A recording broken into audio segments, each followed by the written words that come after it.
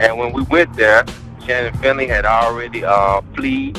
They took the truck that was used to kill Brandon.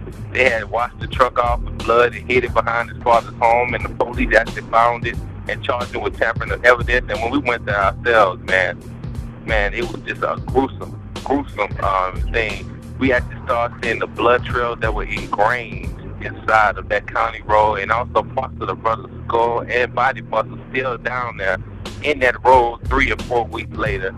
And so since then, to fast forward, Toby Shook is supposed to be a special prosecutor out of Dallas, was given the case to prosecute these young men.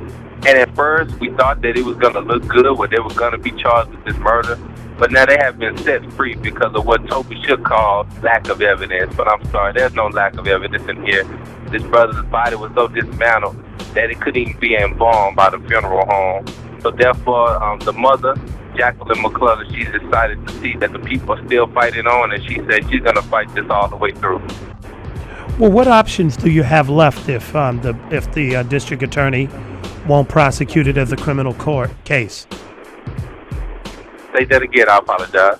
What options do you have if the district attorney won't prosecute this as a criminal case?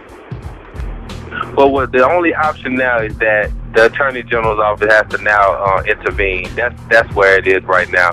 Because once it's been dismissed on a local level, now the federal government has to get involved. And so today, we really believe that today you had members of the Ku Klux Klan that came out to demonstrate with their flags, that there was a big squaring off between them and the black community.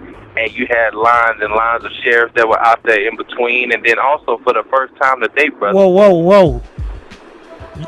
Let's back up a second, Brother Jesse. Yes, sir. So today, with Barack Obama in the White House and the Attorney General of the United States, Eric Holder, a black man, and people having serious discussions about us living in a post-racial society in a state like Texas that has been changing. You said the Ku Klux Klan came out in 2009 in Texas That's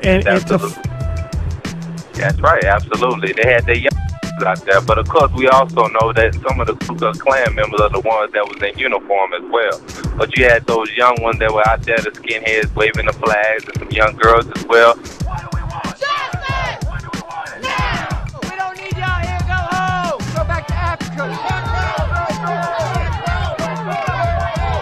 So yes, sir. So those who really think that we're living in a post-racial America, just wait till you look on my blog for these pictures later on, as well as Google, because all of the national news stations were out there. And it's evident by the squaring off of that was going on out there that, man, this is not died off. There's still racial problems in this country. So we are now looking at, with the national media showing this squaring off today, and it got real serious today, brother. They brought in the troops with the shields on and the helmets on, like you see across seas in Japan and Tiananmen Square back in the day in the 80s. They brought those troops up and lined them up. It was about 50 to 60 of them deep. I got the photo.